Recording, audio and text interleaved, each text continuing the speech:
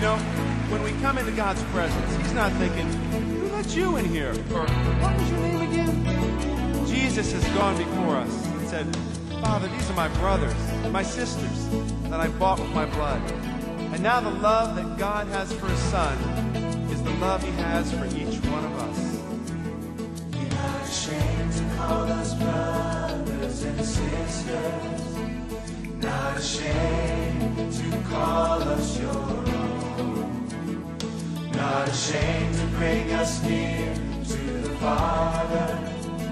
For by your blood we come to your throne.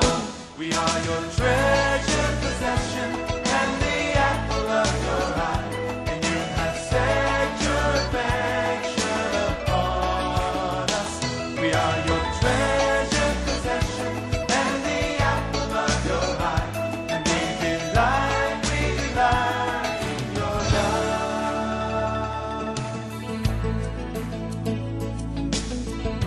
Lord, your love is so good.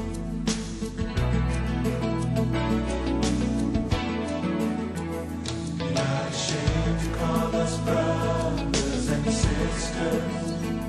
Not ashamed to call us your own. Not ashamed to bring us near to the Father. For by your blood